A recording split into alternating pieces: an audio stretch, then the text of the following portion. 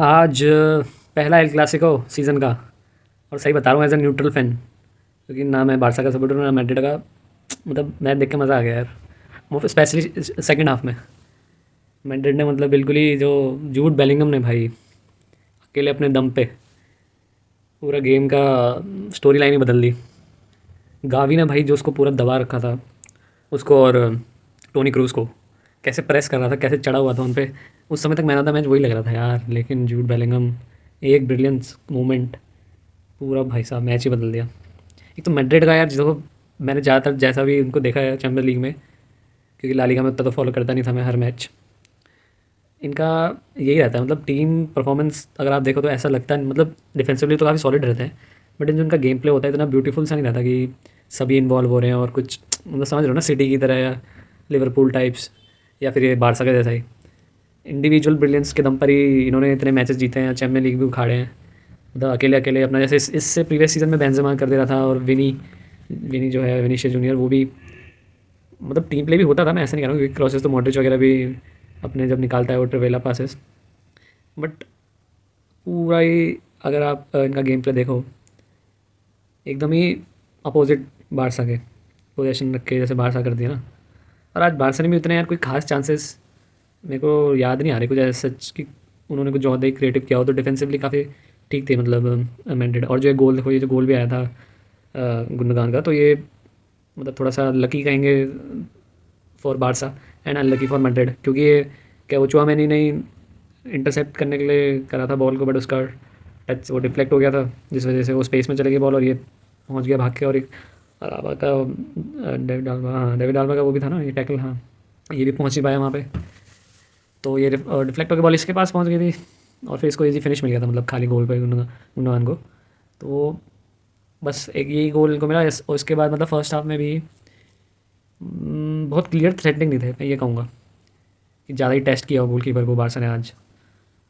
First half में तो मतलब जैसे डोमिनेट कर रहे थे ना बारसा काफ़ी, मतलब आधे घंटे तक तो यार बिल्कुल इतना हाई प्रेसिंग स्ट्रक्चर था इनका बारसा का। और गावी ने तो अकेले ही बेलिंगम और क्रूज को दबा रखा था, जैसे दोनों को अपनी गुद्दी, दोनों की गुद्दी अपने हाथों से दबा के। और कैसे कैसे फाउल कर रहा था यार, बिल्कुल उड़ उड़ के, जैसे ही वो उसको पास, उसके रन पास कर रहा था बेलिंगम, बिल्कुल सुपरमैन की तरह उड़ उड़ के फाउल कर रहा था। और वैसे इन द फर्स्ट हाफ में ऐसा भी लगा ना मैड्रिड थोड़ा कुछ ज़्यादा ही डिफेंसिव माइंडसेट से आई थी कि अपना गोल नहीं खाना है करके। क्योंकि देखो जैसे ही आउट ऑफ पोजीशन, मतलब जब इनके पास बॉल नहीं थी, तो इनका शेप देखो ऐसा होता कि ये कारवाहर और आल्बा और जो ये था रूडिगर, ये तीन बैक लाइन उधर थी, और वालवर्डे इतना एज अ राइट बैक कह सकते हो, और लेफ्ट बैक में मेंडी था ही। तो मतलब पाँच की डिफेंस लाइन से खेल रहे थे, और थोड़ा सा इसको कारवाल को मिड में कर दे रहे थे बीच बीच में।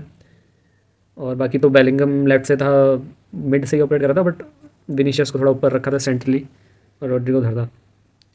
तो ये देखो यहाँ पे भी एकदम आउट ऑफ पोजीशन में बिल्कुल इन एकदम पिच को एक तरीके से आप कह सकते हो बड़ा करने के लिए, क्योंकि ये बहुत वाइड रखता है ना विंगर्स अपने जावी। तो मे बी इस वजह से कि एकदम फ्लैंक से ज़्यादा अटैक ना हो, क्योंकि वहाँ से ही ज़्यादा थ्रेटिंग हो जाता है ये, इस साइड से जोआओ कैंसेलो। तो ये इसको शायद टेम करने के लिए और काफ़ी हद तक किया भी। मतलब फर्स्ट हाफ में हालांकि उनका पोजीशन ज़्यादा थी नहीं मैड्रिड के पास, बारसा ने ज़्यादा रखी, बट बहुत ज़्यादा वो थ्रेटिंग लगे नहीं। और मिड में ही देखो कैसे नंबर्स बढ़ा रखे हैं कारवाहल, और इनका स्पेस देखो कितना कम छोड़ रखा है इनके बीच में। जो बैकलाइन है कारवाहल, रूडिगर और ये अल्बा की, अल्बा, मतलब लाइंस में ज़्यादा स्पेस नहीं छोड़ रहे थे बिटवीन द लाइंस। और बाकी गावी ने यार, गावी की इंटेंसिटी कितनी गजब है यार, भाई सब थकता ही नहीं है। एंड में आके तो खैर थक गया था, बट फर्स्ट हाफ में तो उसने भूत ही बना दिया था टोनी क्रूज का। तो धक्के मार मार के कैसे बॉल विन कर रहा था गावी की, मतलब एक्सेप्शनल परफॉर्मेंस लग रही थी। और वन दिन जब तक चल रहा था सेकंड हाफ में मेरे को लग रहा था इसी को ही मिल जाएगा भाई मैन ऑफ द मैच। और फर्स्ट हाफ में क्या हुआ था सच, देखो यहाँ पे जब विद पोजीशन में देखो कैसे हो रही है इनकी फॉर्मेशन, वाइड खुल गया है दोनों सेंटर बैक्स, कारवाहल भी वाइड आ गया है उधर उस फ्लैंक में, और सेंटरली हाफ स्पेस में वो है ये वालवर्डे, और चुआमेनी और क्रूस आ रखे हैं मिडिल में।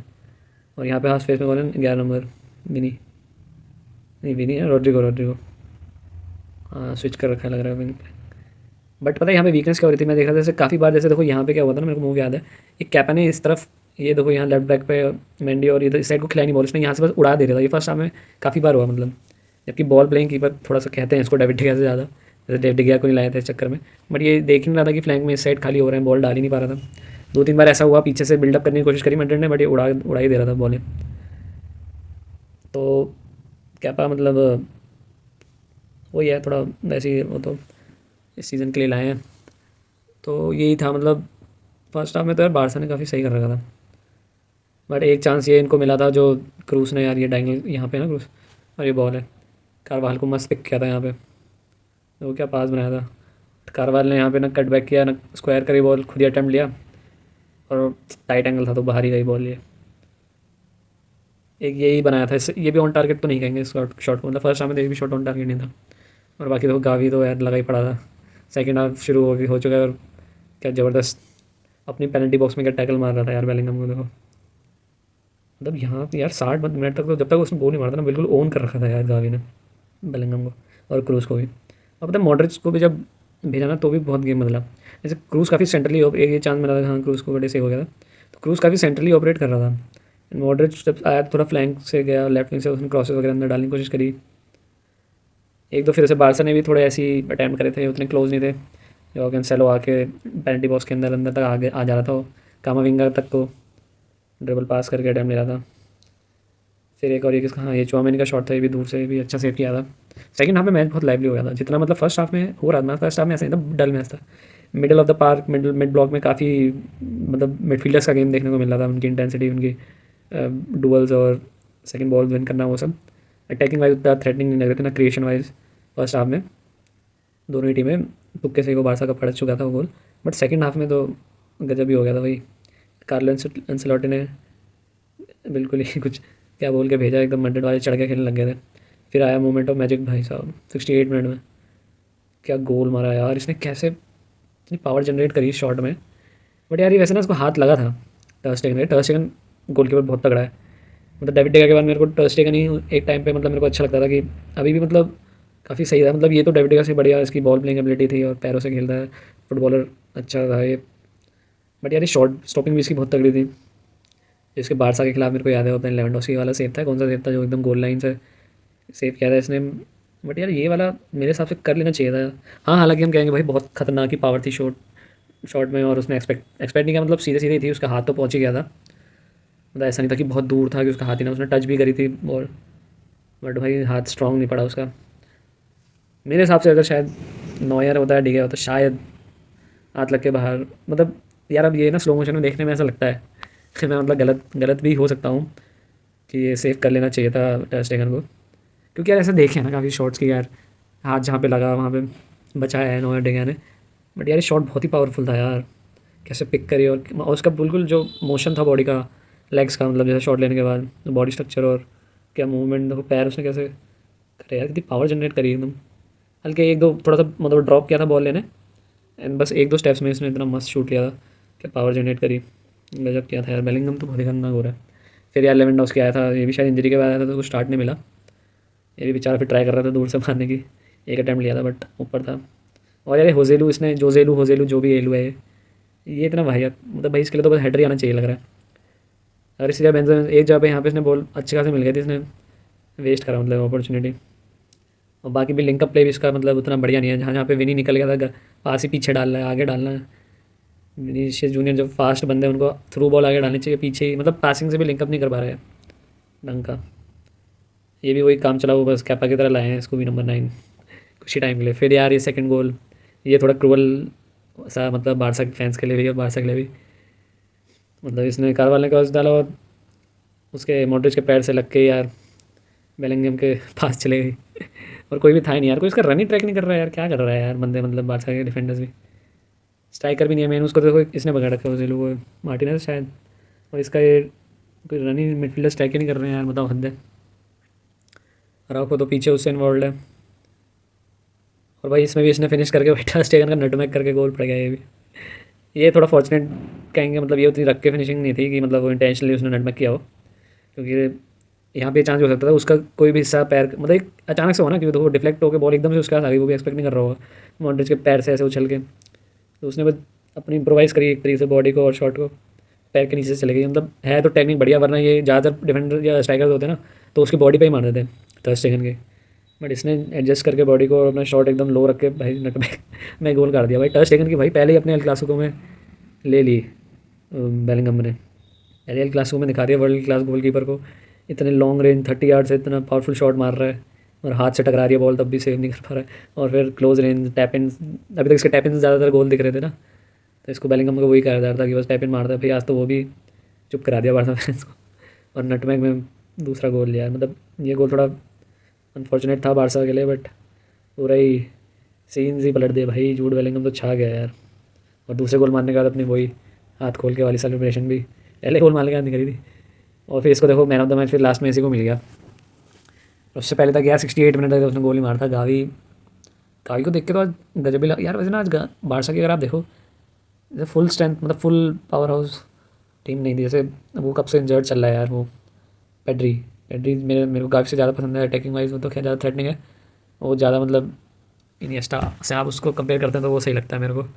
और गावी को अभी जावी से कर रहे हैं, बट गावी और जावी इन दोनों का गेम बहुत ही अलग है यार। गावी तो इतनी इंटेंसिटी बिल्कुल मेरे को थोड़ी थोड़ी फ्रेड की याद दिला है, बट फ्रेड से कंपैरिजन नहीं करूँगा उसको, किसी अच्छे से कर लेते हैं कांटे से। चेल्सी का कांटे से था क्योंकि ऑल ओवर द पिच जा रहा था वो, मतलब लेफ्ट राइट। जूड बेलिंगम को भी जब मैन मार कर रहा है और जब प्रेस कर रहा है तो ये क्रूज तक को चढ़ चढ़ के ऊपर कर कैसे बॉल मिस कर रहा था। छोटा सा और इतनी इंटेंसिटी से खेलता है ना, तो बिल्कुल प्रीमियर लीग वाला प्लेयर है। इसको कभी आना चाहिए प्रीमियर लीग में खेलने के लिए। मतलब लिवरपूल वाली टीम इसके जो इसकी प्रोफाइल और जिस तरीके से खेलता है, लिवरपूल टाइप की टीम है एकदम। क्लॉप का जैसा क्लॉप खिलाता है ना प्लेयर्स को, वैसा वाला है अभी तो मतलब आज ये दो प्लेयर्स मतलब स्टैंड आउट बारसा के लिए वो थे। और मैंडेटरी तो जूड ही चल रहा है भाई पूरे सीज़न ही। और जूड जैसे फ्रैंकी डियोंग भी नहीं था, वो भी तगड़ा है। गुंडोगान भी सही यार। बारसा ने भी ऐसा ज़्यादा डिफेंसिव भी कुछ गलत किया नहीं था। जूड बेलिंगम का गोल वो बहुत ही तगड़ा हो गया था, उसके लिए वो क्या ही कर पाते। और दूसरा वाला भी वही यार, वो थोड़ा मॉड्रिच का लक डिफ्लेक्ट होकर लक मिल गया बेलिंगम को, लकी गोल। तो इसमें भी यार बारसा ने सच तो उन्होंने भी कुछ मिस्टेक्स करी नहीं। और मैड्रिड ने भी ऐसा कुछ गलत डिफेंसिवली किया नहीं कि कुछ मूव उन्होंने ऐसा बनाया हो थ्रेटनिंग ज़्यादा। कांसेलो को भी शांति रखा बस सेकंड हाफ में, एक दो उसने कर लिए थे थोड़े बहुत। कामाविंगा को बीट किया था जब। और लेवेंडोस्की भी फिर वही हाँ स्टार्ट नहीं करा था उनका मेन। फरहान टोरेस और जॉ कैंसेलो, सॉरी वो जॉ फिलिक्स और वो कौन था फर्मिन फर्मिन फर्मिन को। और बट वो अच्छा खेले थे, वो भी काफ़ी चढ़ के प्रेस कर रहा था फर्मिन। और जॉ कैंसेलो ने भी काफ़ी अच्छी बॉल होल्ड कर रहा था फर्स्ट हाफ में, स्किलफुल स्किल्स दिखा रहा था अपनी बॉल रिटेन करने में। फरहान टोरेस ने तो ऐसा कुछ ज़्यादा नहीं किया बट। और हाँ वो सेकंड हाफ में वो भी तो आया, वो क्या नाम है उसका, यमाल क्या लमीन यमाल ना, वो 16 साल का 17 का हो गया नहीं हुआ पता नहीं। उस पर नज़रें हैं मतलब सबकी ना, जैसे वो भी तगड़ा खेल रहा है और इतना छोटा है। अभी से ही रिकॉर्ड हो गया ना शायद उसका, स्पेनिश यंगेस्ट स्पेनिश और Barca Spanish player to debut for Spain. और वैसे ही शायद बारसा वाला भी रिकॉर्ड उसी के पास ही हो गया है, वो यंगेस्ट प्लेयर। तो प्लेयर्स के तो यार मतलब भरमार है यार मैड्रिड और बारसा में तो। और बल्कि मैड्रिड का भी स्ट्राइकर जो नहीं है एक प्रॉपर वो, और कुर्तवा तो खैर ही जाएगा नेक्स्ट सीजन। बारसा ने मतलब आज क्या कर सकते थे अलग। एक तो पेड्री जब आता है ना तो गेम थोड़ा अलग तो होता है। और फ्रैंकी डियोंग भी ठीक है, और टोनी क्रूज भी आया थोड़ा सा। पासेस तो उसने अच्छे पिक करे थे एक दो, जैसे मैंने दिखाए थे कारवाल के लिए विंग में। डाइंग लंबी बॉल तो अच्छी खेल ही देता है, बट वो ये ना इंटेंसिटी मैच नहीं कर पा रहा था। बट गावी की इंटेंसिटी तो भाई कौन ही मैच कर पाएगा मैड्रिड में। वालवर्डे कर लेता है, वालवर्डे भी खूब भागता है, टैकल वैकल मारता है। और यार आज प्लेयर एक और मेरे को ध्यान नहीं आ रहा बारसा का, और भी कोई मिसिंग था क्या। रफीनिया को भी हाँ थोड़ा लेट बाद में इजावी की साइनिंग थी यार लास्ट सीजन रफीनिया, उसको भी स्टार्ट नहीं करा था वो मतलब लेफ्ट विंग में। भाई इतने पैसे लेके उसको भी वही लाया था। उसका मतलब अभी तक एक सीज़न जैसे एंटनी वाला केस है ना यूनाइटेड में, एक टेन लाया और वो तो खैर उसका बंदा ही था, उसके साथ खेल चुका था वो। अभी तक उससे मतलब कुछ भी फ्रूटफुल और उतना वैल्यू फॉर मनी वाला नहीं लग रहा ना एंटनी। वैसे ही अभी ये रफीनिया का भी केस लग रहा है। जावी की साइनिंग अभी तक उसका इतना बढ़िया उपयोग नहीं कर पाया जावी। बाकी चलो अभी तो एल क्लासिको पहला बहुत ही शानदार हो गया। जूड बेलिंगम तो भाई छा गया। वैसे इंग्लिश मीडिया इंग्लिश प्रेस एकदम ही सर चढ़ाए हुए हैं। और अब तो 10 गोल हो गए 9 मैचेस में ना, 8 मैचेस में शायद ला लीगा में। अब तो वैसे ही GOAT English best player of all time, बस कुछ ही रिसेंसी बायस इतना होता है ना। अभी देखना सारे मैड्रिड फैंस यही बकेंगे best English player of all time, इस तरीके से अभी से कहने लगेंगे। जबकि जैसे हैरी केन है, वेन रूनी है, जो अभी रिसेंट प्लेयर्स हैं, इन लोगों ने इतना उखाड़ लिया है। हाँ मतलब हैरी केन ने ट्रॉफीज़ नहीं उखाड़ी है, बट इंडिविजुअल उसका अभी जो रिकॉर्ड है प्रीमियर लीग्स का सेकंड हाईएस्ट टॉप स्कोरर और इतने ज़्यादा गोल मारे, इंग्लैंड का भी टॉप स्कोरर है। तो हाँ भाई पोटेंशियल दिख रहा है, बट यही अगर ये 10 साल करे रूनी की तरह, 13 साल करा रूनी ने इंग्लैंड में, यही ऐसे टॉप लेवल में बनाए रखे, तब आप मतलब कंपेयर करोगे ना। आप अभी से हाँ भाई दिख तो रहा है, अभी उसने स्टार्ट तो बढ़िया लिया है। तो ऐसे तो भाई रूनी ने यूरोज़ में ही 2004 में 4 गोल मार दिए थे पहले ही अपने डेब्यू कोई बड़े टूर्नामेंट में। जूड बेलिंगम भी आया है, डॉर्टमुंड में भी उसने मचाई है, अब यहाँ मचा रहा है। बढ़िया बात है, बैलन डोर भी जीत सकता है क्योंकि मैड्रिड में आके तो खैर वो वहाँ चलता ही है पॉलिटिक्स। तो वहाँ के प्लेयर्स जैसे मॉडरेट खुद जितवा दिए, मतलब इनका तो बैलन डोर को तो मैं कुछ वो करता नहीं हूँ, बट यही है कि अगर इसको इंग्लैंड का एकदम ऑल टाइम ग्रेट कंपेरिजन में लाना है तो भाई खेलना पड़ेगा सारे आने वाले एटलीस्ट 5-6 सीज़न ऐसी परफॉर्मेंस रखे। और देखो भी इस बार क्या उखाड़ते हैं सीज़न में मैड्रिड। चैम्पियन लीग तो यार हाँ मतलब टक्कर तो देंगे ही, हालांकि सिटी कितने भी बढ़िया हो, लेकिन ये टक्कर तो देते ही हैं हर सीज़न ही।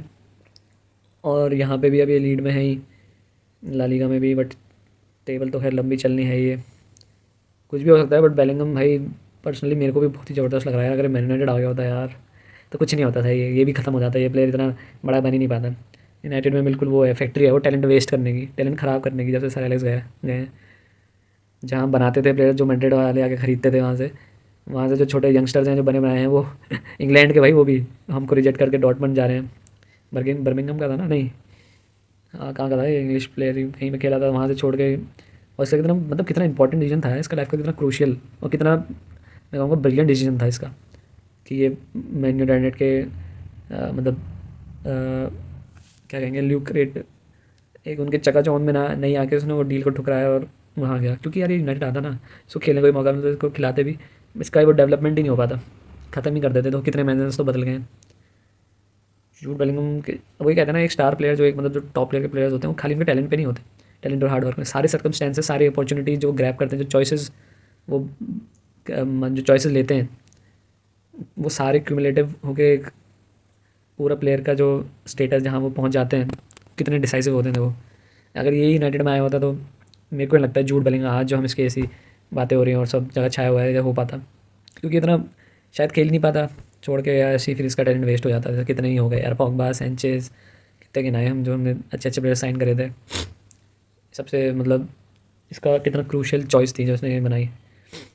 वैसे भाई लक इसी को मतलब आप लक की उसमें डाल सकते हो, जो हार्ड वर्क और टैलेंट से अलग हो गया, मतलब सारे जो चॉइसेस और डिसीजंस थे। जूड बेलिंगम भाई खतरनाक ही हो रहा है। और अब भाई इंग्लैंड के चांसेस तो मेरे को और लग रहे हैं, यूरोज़ वगैरह वर्ल्ड कप अब तो उखाड़ना ही चाहिए यार, जूड बेलिंगम टाइप प्लेयर आ गया है। हालांकि इस बार वर्ल्ड कप में जब लास्ट वर्ल्ड कप था वो फ्रांस से ही वो फाइनल तक शायद पहुंच जाते, वो हैरी केन ने पेनल्टी मिस नहीं करी होती तो। बट अब तो बेलिंगम और भी खतरनाक हो गया है। यूरोस तो जीतना ही चाहिए मिनिमम, वर्ल्ड कप ना भी जीते भी आगे, बट वर्ल्ड कप में भी कुछ भी हो सकता है। लेकिन यूरोस तो भाई इंग्लैंड ना जीते अब भी, जो गोल्डन जनरेशन जो जिसको कहते थे लैम्पार्ड, अब जेरार्ड, रूनी, ये जो थे ना स्कोल्स, बैकम, ये तक कुछ नहीं उखाड़ पाए जब। अब जो भाई ये है भाई golden generation, Harry Kane, Jude Bellingham, Rashford, Maddison वगैरह, ये जो जितने भी ग्रिलिश, और डिफेंस में भी एक से एक, इनको तो अब जीतना ही चाहिए कुछ ना कुछ। चलो देखते हैं भाई और ये क्या आग लगाता है अभी जूड बेलिंगम।